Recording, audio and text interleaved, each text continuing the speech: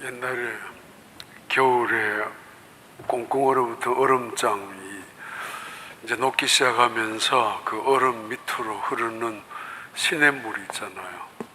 졸졸졸졸 흘러가는 시냇물 소리를 듣습니다. 그런 찬양 같았다고. 차가운 사람들의 마음에 따뜻함이 있는, 그리고 얼어붙은 땅에 희망을 주는, 그 속에 생명이 있기에 그런 찬양 같았다고. 진짜. 어느 날 하나님께서 천사들을 모아놓고 한 명의 천사를 꾸짖고 땅으로 추방을 했습니다. 말썽을 피웠던 그 천사 미하일이란 천사였고, 땅으로 추방하면서 하나님은 그 천사에게 하나의 아젠다를, 숙제를 주었고, 그리고 그 숙제를 끝마칠 때까지는 올라오지 못한다고. 그 숙제는 너가 땅에 내려가서 사람들이 무엇으로 살고 있는지를 배우고 오라고. 그리고 이 세상 사람들이 가장 불행한 일이 무엇인지 그걸 깨닫고 올라오면 된다고. 그래서 그 천사 미하일은 하늘에서 추방되어서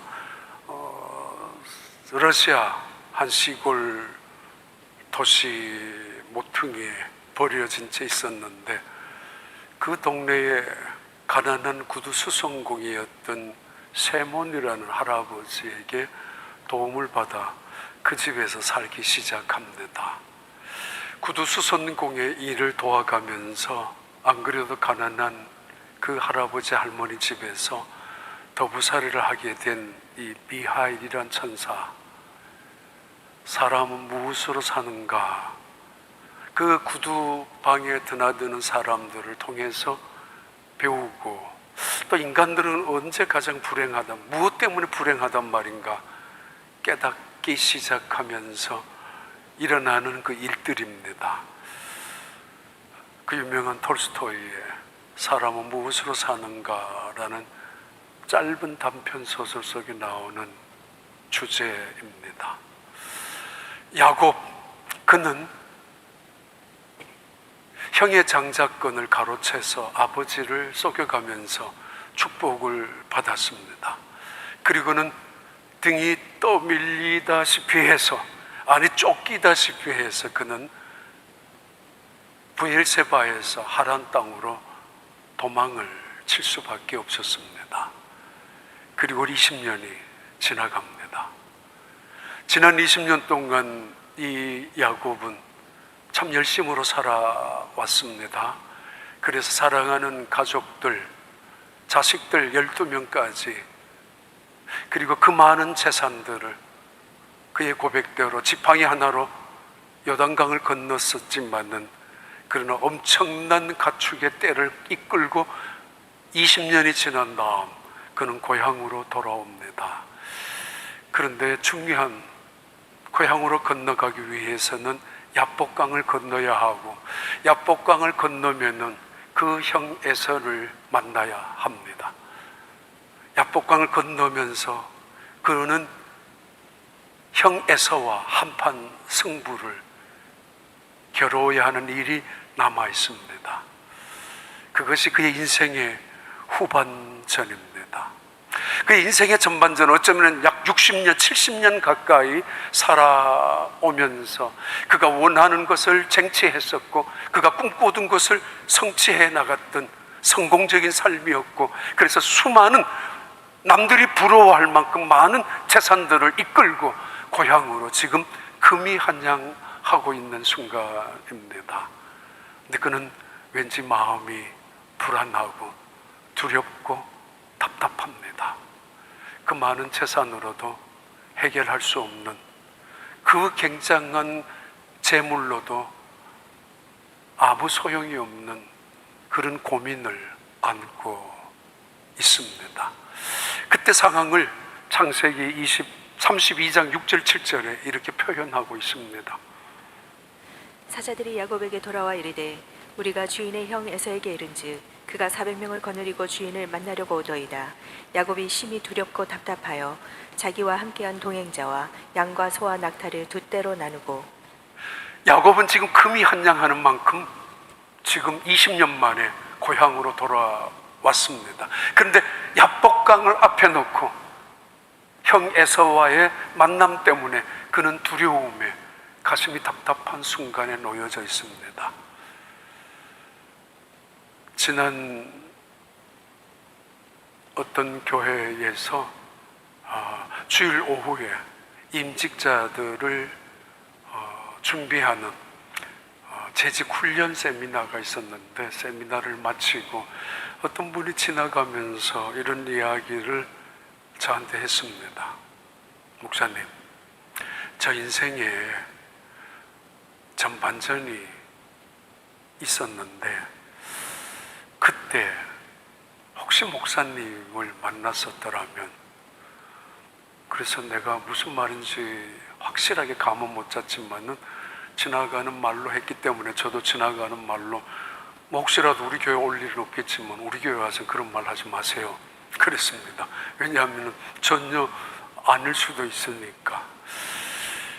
전반전과 후반전을 인생을 나눌 수 있는데, 어떤 사람에게는 40대를 전반전으로, 40대 후반을 인생의 후반전으로 나눌 수도 있을 것입니다.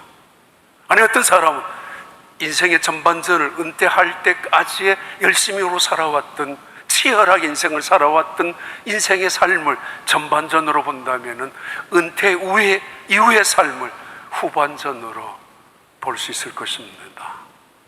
어떤 사람은 건강했을 때의 전반전, 아픔을 갖고 질병 속에서 살아가는 후반전, 승승장구하면서 사업을 성공적으로 이끌고 살아갔을 때를 전반전으로, 때로는 실패한 자리에서 생각도 못했던 밑바닥의 인생 속에서 후반전을 보낼 수도 있는 사람도 있습니다. 또는 영적으로 예수님을 믿기 전에 전반전과 예수님을 믿고 난 후반전을, 임직을 하기 전에 전반전과 임직을 하고 난 다음 후반전을 나눌 수도 있을 것이고, 하나님을 만날 때, 세례를 받을 때 그것을 인생의 전반전으로, 또는 만난 이후에 후반전으로 나누는 사람들도 있습니다. 어떤 사건 속에서 결혼이 전반전일 수도 있고, 결혼 이후에 미국 땅에 오기 전에 한국 땅에서의 삶이 전반전일 수 있고, 미국에서 쫓기듯 밀려오듯 살아오는 여기의 삶이, 이민의 삶이 후반전의 삶일 수도 있을 것입니다. 중요한 것은 후반전을 어떻게 살아가느냐 문제입니다. 어떤 사람은 전반전은 매우 성공하고 영광스러운 승리의 삶을 살아갔지만은, 그러나 후반전의 삶은 나락도 없이 떨어지고 추락하는 사람, 부끄럽고 수치스러운 자리에 처하는 사람들도 있습니다. 보고 있기도 합니다. 어떤 사람은 전반전의 삶이 형편없이 살았던 사람이라 할지라도 후반전의 삶은 오히려 존귀하고 영광스럽고 승리하는 삶으로 인생을 마치는 사람도 있습니다. 중요한 건 퍼스트 하프와 세컨드 하프 사이에 있는 하프 타임, 휴식 시간, 그 시간을 어떻게 보내느냐, 어떤 전략을 짜고 어떤 계획을 가지고 후반전을 맞이하느냐, 그것이 중요합니다.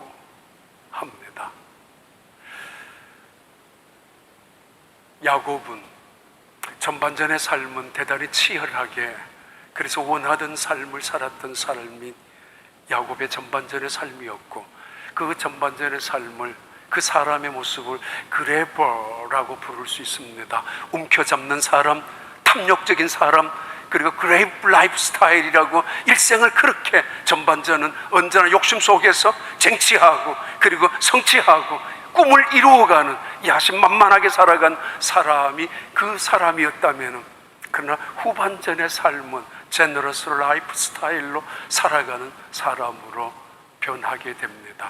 그 삶의 중간에 하프타임이 기다리고 있었습니다.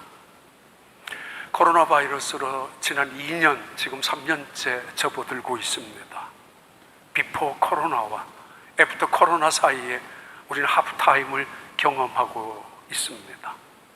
어떤 사람은 미국에서, 어떤 사람은 휴스턴에서, 어떤 사람은 집안에서 여러 가지 새로운 상황 속에서 우리는 하프타임을 경험하고 있는 중인데, 이 하프타임이 끝나면은 또 다른 후반전을 경험하게 될 것입니다. 어떻게 이 하프타임에서 전략을 짜느냐에 따라서 전반전에 이겼던 경기를 그대로 유지하면서 끝까지 그 경기를 승리할 수 있을 것인지도 있겠지만, 때로는 전반전에 이겼던 경기를 하프타임을 잘못함으로 후반전의 경기에서 패배하는 사람들도 있습니다. 그러나 하프타임을 어떻게 보내느냐에 따라서 전반전에 잃어버린 점수를 후반전에 만회해서 결국은 이기는 경기도 있습니다. 꽤 많이 있습니다. 하나님이 야곱의 인생 속에 개입하기 시작합니다. 그리고 그 하프타임 속에 간섭하기 시작합니다. 야곱은 이 전반전의 인생 속에서 후반전으로 넘어가는 하프타임을 야복강이라는 하나의 강 앞에서 맞이하고 있고 맞닥뜨리고 있습니다. 그 야복강에서 그는 하나님과의 한판 승부를, 야곱이 에서를 만나기 전에 하나님과의 먼저 한판 게임을, 아니 한판 어쩌면 젊은 아이들 말처럼 맞짱을 떠야 하는 순간이 야복강에서 하프타임에서 이루어진 순간입니다. 이것이 그의 후반전의 경기를, 후반전의 인생을 새롭게 변화시키는 놀라운 은혜의 축복의 하프타임의 시간이기도 합니다. 유명한 바버 포트라는 분이 지은 책이 하프타임이라는 책이 있습니다. 미국의 유명한 전반전에 성공한 많은 사람들, 그래서 그분들이 후반전에 어떻게 실패했는지 그것을 예화를 들면서 기록한 책들이고, 그 성공한 사람들이 끝까지 어떻게 후반전의 인생 속에서도 승리할 수 있을까라는 네트워크를 통해서, 바로 크리스찬 리더십을 통해서 제공해 주는 그런 강의록의 책이기도 합니다. 전반전의 삶은 야곱은 그래퍼, 탐욕의 사람이고 움켜잡는 사람이었습니다. 창세기 25장 26절입니다. 후에 나온 아우는 손으로 에서의 발꿈치를 잡았으므로 그 이름을 야곱이라 하였으며, 리브가가 그들을 낳을 때에 이삭이 60세였더라. 에서의 발꿈치를 잡았다라는 뜻 때문에 야곱이란 이름이 나왔고, 야곱이란 이름을 발꿈치를 잡는 자, 움켜잡는 자. 근데 이름만이 아니라 그런 인생을 그렇게 살아왔습니다. 적극적으로 살아왔던 것은 긍정적이고, 자신만만하게 살아온 것은 매우 우리가 본받을 만한 일이지만은 한평생 끝까지 움켜잡는 인생 속에서 살았다는 것은 불행한 일이고 부끄러운 일이기도 합니다. 근데 그가 창세기 27장에서는 이웃 사람들로부터도 이렇게 별명을 받고 있죠. 27장 36절에 에서가 이르되 그의 이름을 야곱이라 함이 합당하지 아니하니이까 그가 나를 속임이 이것이 두 번째니이다. 전에는 나의 장자의 명분을 빼앗고 이제는 내 복을 빼앗았나이다. 또 이르되 아버지께서 나를 위하여 별 복을 남기지 아니하셨나이까. 형 에서가 아버지에게 이삭에게 묻습니다. 그리고 말하고 있죠. 야곱, 그 놈은 말이에요, 이름 그대로 살아가는 놈 아닙니까? 그 작자라는 거는 지 손에 한번 들어가면 나올 줄 모르는 인간 아닙니까? 그 인간은 움켜잡는 인생 아닙니까? 그렇게 말하고 있는 것입니다. 그렇게 살아온 인생, 큰일 나서 그 사람 손에 들어가면 이제 나오긴 틀렸어 라고 하는 사람들도, 인생을 살아가는 사람들도 있지 않습니까? 옛날에 그런 사람들 있었습니다. 그 사람 손에 들어가면 큰일이야, 끝이야 이제.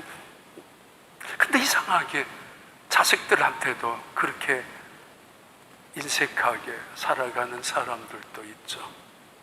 그렇게 살아왔던 야곱이 어떻게 변하는가 하면은 야복강 앞에서 후반전에 들어가기 전 하프타임에서 배우고 있는 레슨입니다. 창세기 32장 13절, 16절, 18절의 말씀입니다.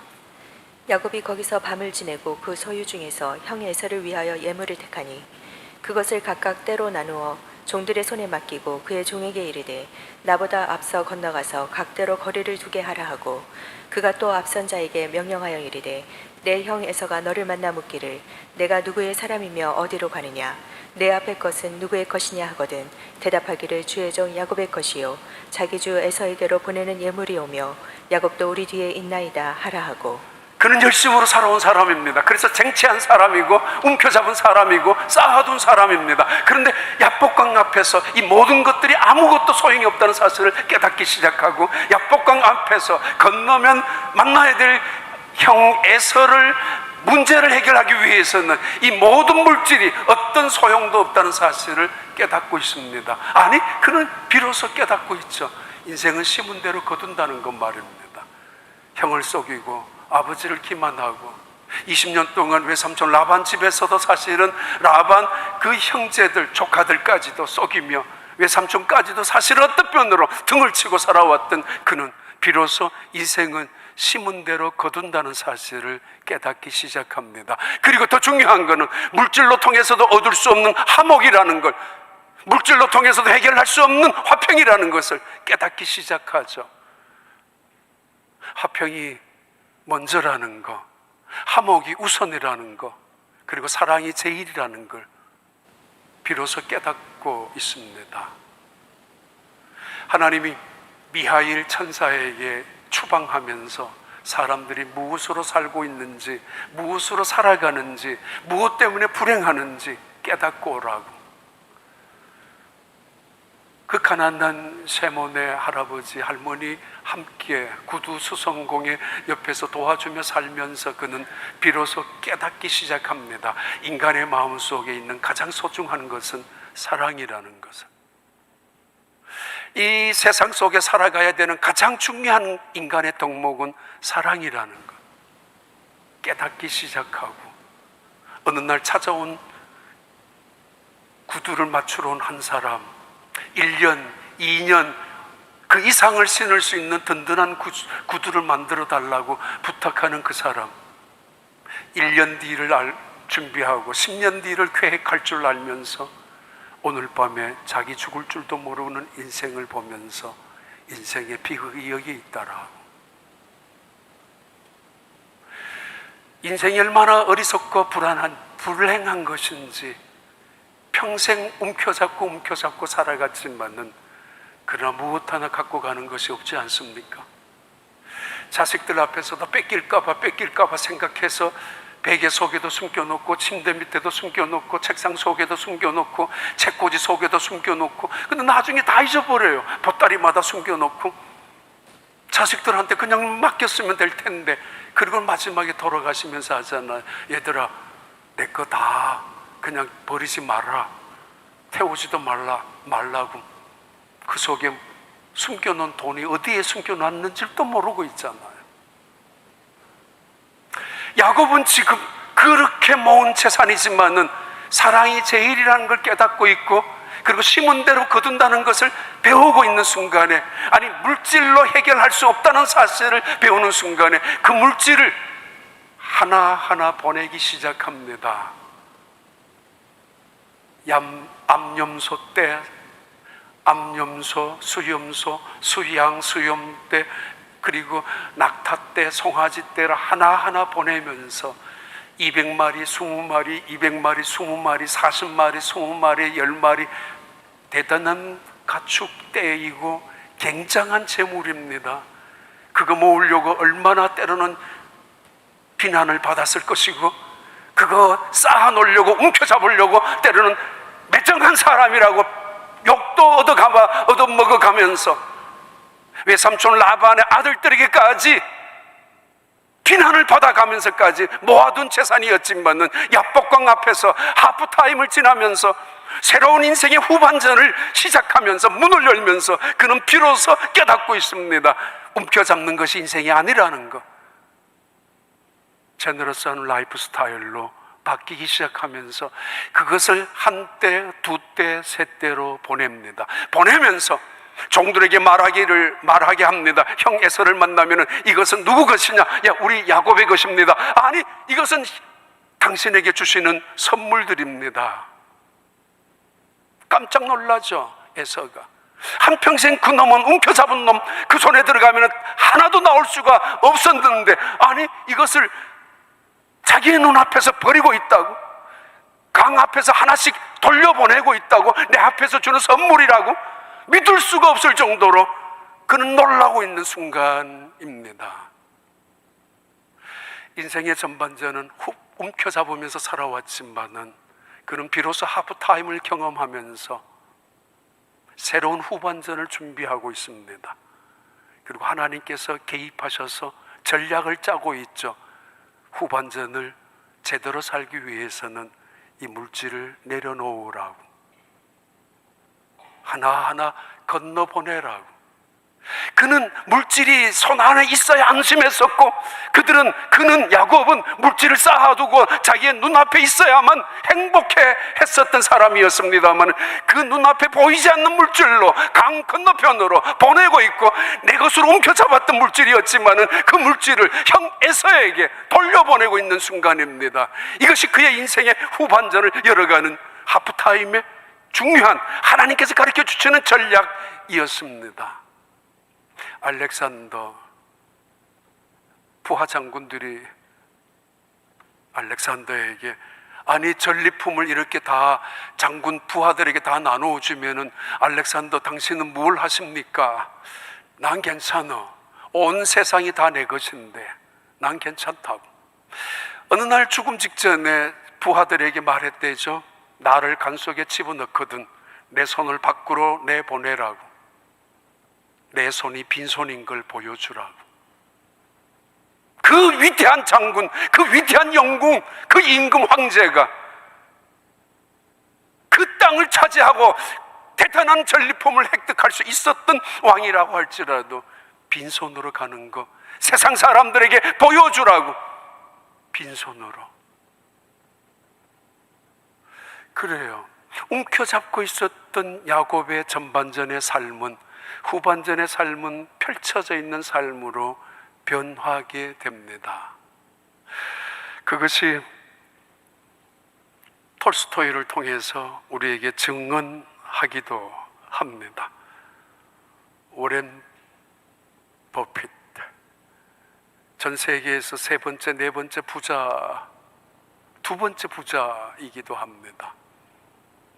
2004년도에 자기 재산의 85%를 환원하는 세상에, 2010년도에는 전 재산의 99%를 빌 게이츠 재단에다가 옮겨 놓았죠. 그때 미국 ABC 방송국 굿모닝 아메리카에서 그 자식들을 인터뷰했었던 기사를 본 적이 있습니다. 딸이 하나 있고 샌프란시스코에서 자선단체에서 일하고 있고 간사처럼, 아들 하나는 콜롬비아 대학교에 교수하고 막내 아들은 음악가입니다. 세 명 다 연결해서 물었습니다. 당신 아버지의 재산 당신에게는 얼마나 올 것 같습니까? 줄 것 같습니까? 그들이 똑같이 대답했대죠. 만약에 아버지가 우리에게 재산을 남겨주신다면 아버지가 제정신이 않을 것입니다. 정신 나간 짓이기 때문입니다. 아니, 아버지 재산이 당신 재산 아닙니까? 아니라고. 내 재산은 하나도 없습니다. 70년 전에 살았던 그 집을 지금도 오마하에서 그대로 살고 있는 그분, 빈손에 인생의 처음부터 그렇게 살아오신 분이지만은 후반전도 그렇게 살아가는 사람입니다.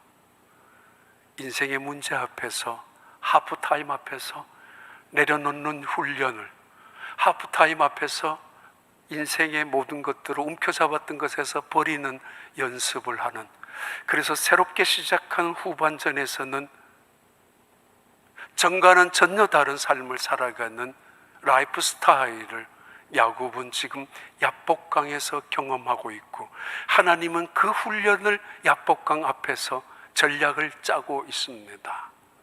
또 하나, 창세기 3장 32장 9절부터 10절의 말씀입니다. 야곱이 또 이르되 내 조부 아브라함의 하나님 내 아버지 이삭의 하나님 여호와여, 주께서 전에 내게 명하시기를 내 고향 내 족속에게로 돌아가라. 내가 내게 은혜를 베풀리라 하셨나이다. 나는 주께서 주의 종에게 베푸신 모든 은총과 모든 진실하심을 조금도 감당할 수 없사오나 내가 내 지팡이만 가지고 이 요단을 건넜더니 지금은 두 때나 이루었나이다. 야곱의 고백대로 그는 20년 전에 빈손으로 외삼촌 라반 집으로 떠나갔던 사람이었습니다. 근데 지금 그는 거부가 되고 돌아왔습니다. 근데 그는 고백합니다. 이게 은혜, 하나님이 나에게 베풀어 주신 은혜였다고. 그는 누구보다도 열심으로 살았던 사람이고, 그는 누구보다도 성실하게 일했던 사람이고, 사실은 안 쓰고 안 먹고, 그리고 그 좋아하는 대단한 것들을 전략하면서 때로는 인색하다라고 말을 들어가면서까지 쟁취하고 성취하고 쌓아둔 사람이었습니다. 그리고 그의 열심으로 성공한 사람이고, 그의 노력으로 출세한 사람이고, 그의 똑똑한 능력으로 세상 사람들이 부러워할 정도로 거부가 된 사람이었습니다. 그러나 그는 고백합니다. 은혜라고. 돌아보니까 은혜라고. 이게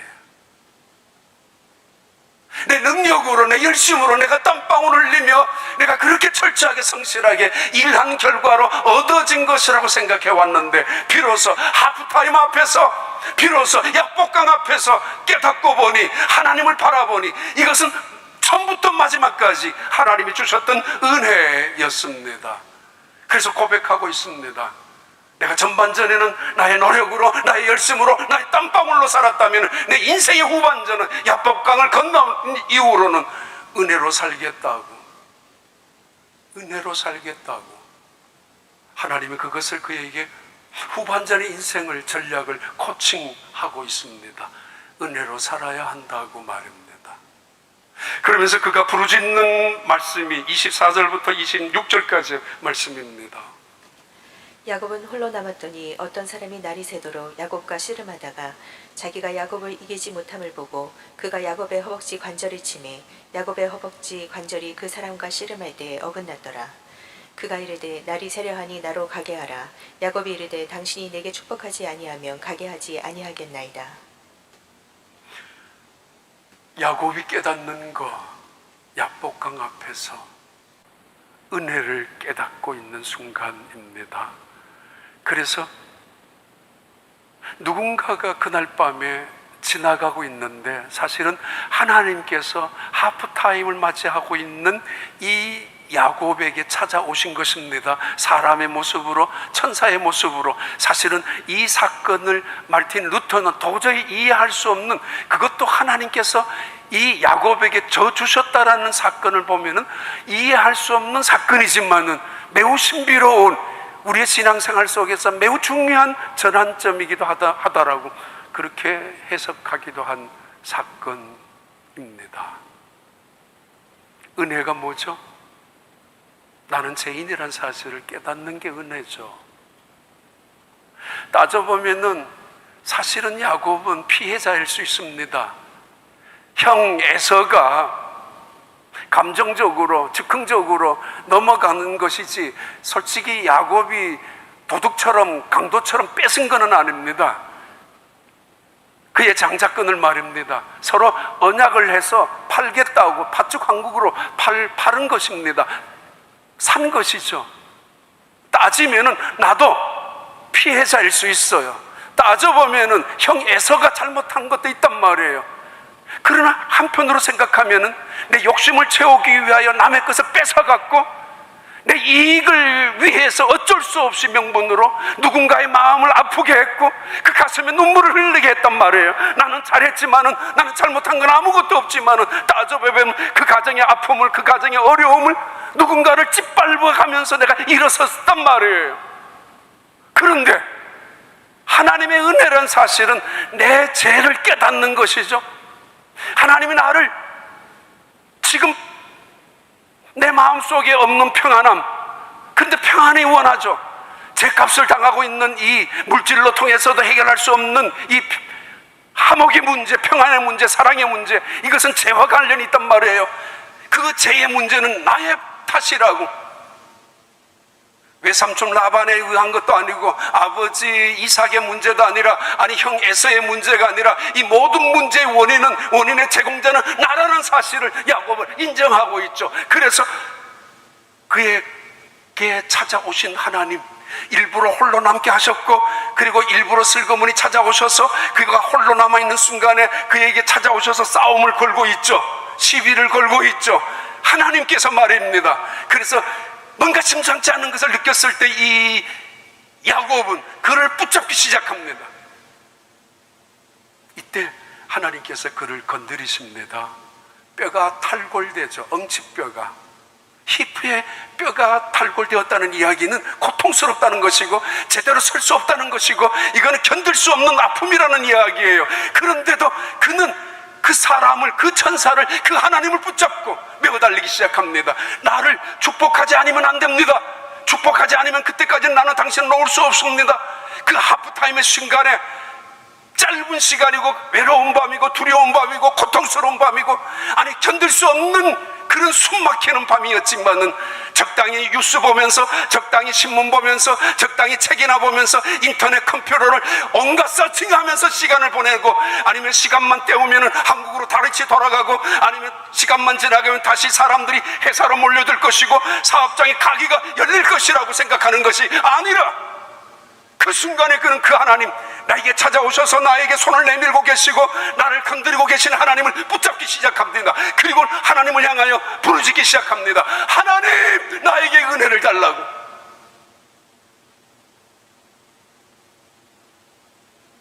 그에게 축복을 원한다고요. 하나님, 뭘 더 성공을 원할까요? 지금 이 순간에 무슨 물질의 축복을 더 달라고, 내게 무슨 건강을 더 달라고, 내게 무슨 재능을 더 달라고, 내가 이 세상에서 출세하고 더 거부가 되고 갑부가 되고 살고 싶다고 하나님 나를 축복해 달라고, 그런 의미의 기도가, 그런 의미의 붙잡고 부르짖는 간절함이 있는 것은 아니었습니다. 은혜를 달라는 거예요. 그 은혜 없이는 죽기에, 그 은혜 없기는 내 마음속에 평화도 없고 내 마음속에 기쁨도 없다는 것이기에 은혜를 달라는 거죠. 그 짧은 하룻밤이 외로운 시간이지만은 하나님을 향하여 부르짖고 있습니다. 은혜를 내게 베풀어 달라라고. 그의 후반의 인생은 은혜로 시작하고 있지 않습니까? 자기의 열심으로 살아왔었고, 자기의 노력으로 성공했었고, 자기의 의로움으로 잘남으로 이루어 왔었지만은 감사도 기쁨도 행복함도 없었잖아요. 이제 은혜를 깨닫기 시작합니다. 내가 죄인이었다고. 내가 죄인이었다고. 은혜로 통한 기도, 은혜 안에서 드리는 찬양, 은혜로 통한 섬김과 봉사, 그 은혜 속에서 드리는 예배, 그게 예배 아닙니까? 은혜가 떠나가면은 내가 얼마나 연약한 존재인지, 때로는 얼마나 악한 존재인지, 겉으로 드러난 위선적인 존재, 포장되어진 과장되는 존재, 아니 내 속에 나를 돌아보면은 나도 혐오를 느낄 만큼 더러운 존재였지 않습니까? 그것을 인정하면서 나를 하나님의 사람으로 새롭게 해달라는 부르짖음의 기도 아닙니까?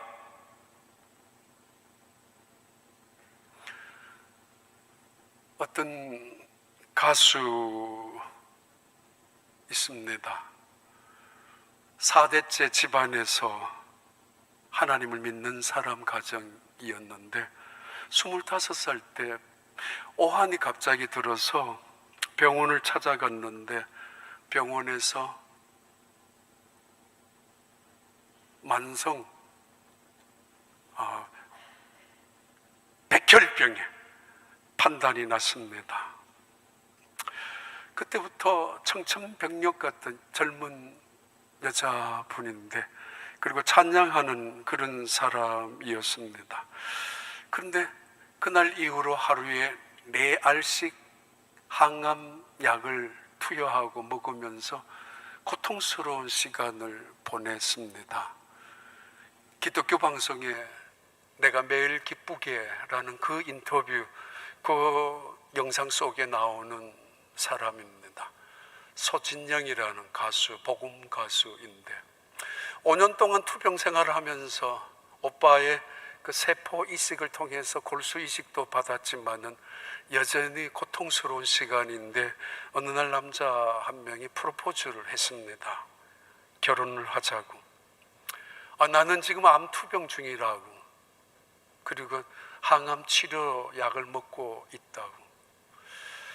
괜찮다고. 그 다음날 다시 와서 프로포즈를 해서 결국은 결혼을 하고 또 두 부부가 아이를 갖고 싶었습니다.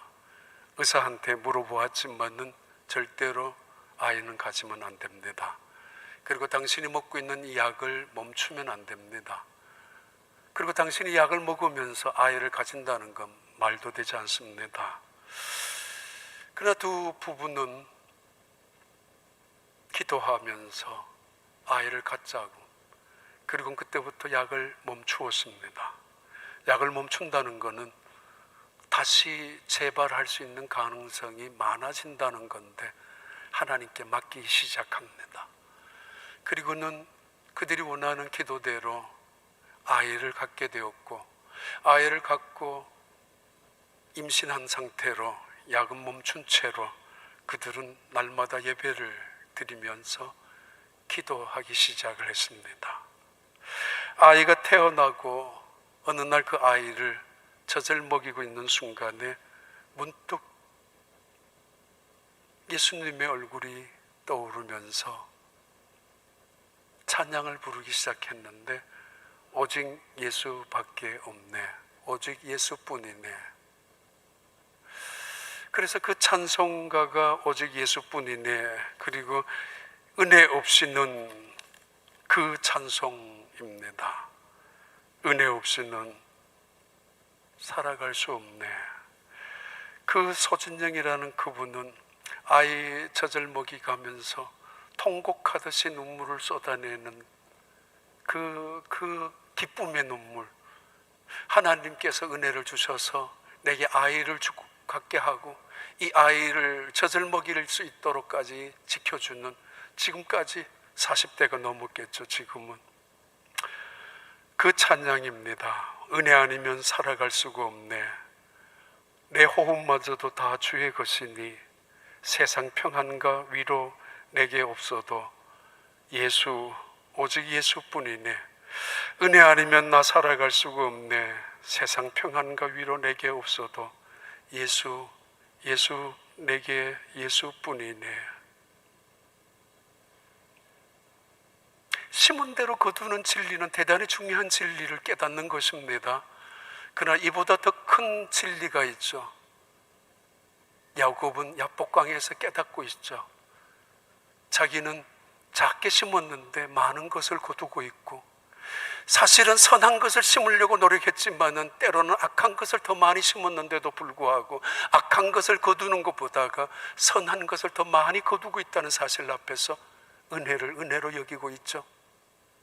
분명히 자기의 잿된 것을 고백하면서 은혜를 은혜로 여기고, 더 나아가서는 자기의 노력 그 이상의 분수 그 이상의 오늘 누리고 있는 잿값으로 당한다면은 심판을 받아야 되고, 하나님의 의로움 앞에서는 아무것도 내놓을 것이 없지만은 야단 맞아도 쌀 수밖에 없는 인생을 살아온 야곱이지만 나름대로 할 말이 있겠지만, 그러나 돌아보니까 너무 많은 것들을 누리고 있고, 돌아보니까 가진 것이 너무 많고, 아직까지 그에게 너무 많은 것들이 있단 말이에요. 분수에 넘치도 은혜 아닙니까? 심은 대로 거두는 그 이상의 축복 아닙니까? 나쁜 것도 심었는데 좋은 것을 거두고 있는 것, 잘못된 것을 심었는데도 많은 축복의 것들을 거두고 있는 자신의 모습 앞에서 은혜입니다라고. 왜 내게 이런 백혈병에 걸려서 나는 아이조차도 제대로 키우지 못하는가? 원망하면 끝이 없죠. 불평하면 한이 없죠. 그러나 은혜로 여기기 시작하면 끝없는 눈물이 솟아나고 기쁨과 감사가 넘치게 될 수밖에 없지 않습니까? 은혜라고, 오직 은혜라고. 야곱의 전반전의 삶은 자기의 노력과 자기의 열정적으로 살았지만 후반전의 삶은 은혜로 살아가는 것입니다. 이때의 삶을 호세아서는 이렇게 증명하고 있습니다. 호세아 12장 3절부터 5절까지의 말씀입니다. 야곱은 모태에서 그의 형의 발 뒤꿈치를 잡았고 또 힘으로는 하나님과 겨루되 천사와 겨루어 이기고 울며 그에게 간구하였으며 하나님은 베델에서 그를 만나셨고 거기에서 우리에게 말씀하셨나니 여호와는 만군의 하나님이시라. 여호와는 그를 기억하게 하는 이름이니라. 야곱은 그날 밤에 눈물을 흘리며 하나님을 향하여 기도했었고, 그리고 은혜를 사모하면서 온통 부르짖으면서 하나님 앞에 몸부림을 치고 메어 달렸던 순간이었습니다. 그리고 그의 후반전의 인생은 눈물이 얼룩진 은혜로운 삶을 살아간 사람이었습니다. 결론을 드릴게요. 창세기 32장 27절부터 28절까지의 말씀입니다. 그 사람이 그에게 이르되 내 이름이 무엇이냐? 그가 이르되 야곱이니이다. 그가 이르되 내 이름을 다시는 야곱이라 부를 것이 아니요 이스라엘이라 부를 것이니 이는 내가 하나님과 및 사람들과 겨루어 이겼음이니라. 하나님께서 지금 이스라엘 이름을 야곱에게 주시면서 너 인생의 전반전은 야곱이었지, 너 이름이 야곱이었지 않느냐고. 그래, 야곱이었어. 그러나 인생의 후반전은 더 이상 야곱으로 살아서는 안 돼. 간사하게 악착같이 움켜잡고 너의 의로움으로, 너의 잘남으로 성취도 이루어낸다고 할지라도 그렇게 살지 말라고. 언제나 너만 이겨야 되고, 언제나 너만 옳아야 되고, 언제나 너는 피해자고, 너는 옳다라고 주장하는 인생을 더 이상 살지 말라고. 내가 너의 이름을 줄 텐데 너의 인생의 후반전은 이스라엘로 살으라고. No longer will be Jacob. 더 이상 그 이름으로 살아서는 안 돼. 이스라엘로 살아야 돼. 너가 나와 싸워서 이겼기 때문이라고. 정말 이상한 결론이지만은 어떻게 인간이 신에게 이길 수 있습니까? 그런데 하나님께서는 그가 이겼다고 말합니다. 아니 어찌 뼈가 탈골되었는데 그가 이긴 자란 말입니까? 그런데 하나님께서 그에게 이긴 자라고 명명하시고 계십니다. 이유는 너 이제는 패배자 인생처럼 살지 말라고. 너 인생의 희생자도 아니고 실패자도 아니라고. 너가 하나님과 싸워서 승리한 하나님의 사람이라고. 더 이상 패배자처럼, 빅팀이라는 희생자처럼 살지 말라고. 하나님의 자녀답게 살라라는 이야기이고, 그리고 동시에 내가 너에게 져준 것이 아니냐라고. 하나님이 져주신, 십자가 위에서 하나님이 져주신 그 놀라운 사랑, 은혜 통해서 은혜를 이야기하는 말씀 같지 않습니까? 이스라엘로 하라. 이 말은 이제는 너의 인생을 너가 주인처럼 마음대로 살지 말고 내가 너의 인생의 주인이 되어서 너를 이끌어 갈 테니까 너는 나를 따라오라고. 그리고 너가 인생을 지금까지 살아왔던 것처럼 싸우고 너가 앞장서서 모든 일들을 처리했지만은 그러나 너가 싸우지 말라라고. 이제부터는 내가 너를 다시 대신하여 싸울 것이고 내가 너를 대신하여 이 모든 일들을 처리할 테니까 너는 따라오라고. 너의 인생을 이스라엘로 하라고. 그 외로웠던 밤, 그 두려웠던 밤, 형이 400명이나 되는 군사들을 이끌고 자기를 맞으러 온다는 이야기 앞에 두려워서 어쩔 줄 몰랐던 이 야곱에게 하나님께서 말씀하십니다.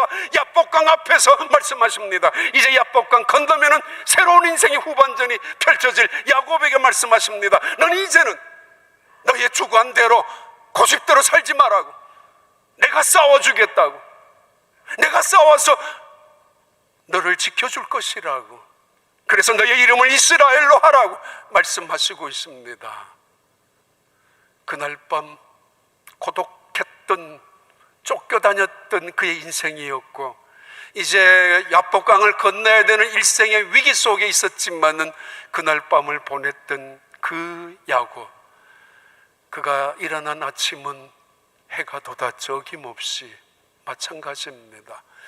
그날 해가 돋았던 그 자리를 분이엘이라고, 하나님의 얼굴이라고 불렀습니다. 적당히 코로나 이 시간을 때우고 지나간다면 똑같은 아침을 맞이하겠지만은 분이엘은 아닐 것입니다. 그러나 우리에게 맞이한 이 하프타임의 이 시간을 때로는 하나님이 개입하시고 찾아오시고 때로는 간섭하시고 여기저기로 말씀하시는 그 순간에 하나님을 부여잡는 기회로 삼을 때에 당신이 나에게 은혜를 베풀어 주지 아니하면 나는 당신을 보낼 수 없다라고 간절하게 절박하게 그 위기 상황 속에서 희망을 붙잡을 때, 하나님을 붙잡을 때 하나님께서 나를 변화시켜 주시고 너희 이름을 이스라엘로 하라고 그에게 찾아온 그 아침이 분이엘이었습니다. 한 주간의 비포의 한 주간의 전반전, 하프타임의 주일 안식일, 이번 한 주간 또다시 보내야 되는 후반전, 날마다 그 순간순간 분이엘의 아침을, 하나님의 얼굴을 경험하는 그 밤을, 그런 하프타임을 보낼 수 있는, 그래서 후반전에는 승리자가 영광스러운 하나님의 백성들이 되는 여러분들이 되기를 바랍니다. 하나님 아버지, 십자가에서 약함으로 온 세상의 강함을, 예수 그리스도의 그 선함으로 온 세상의 제약을 이기셨던 예수 그리스도,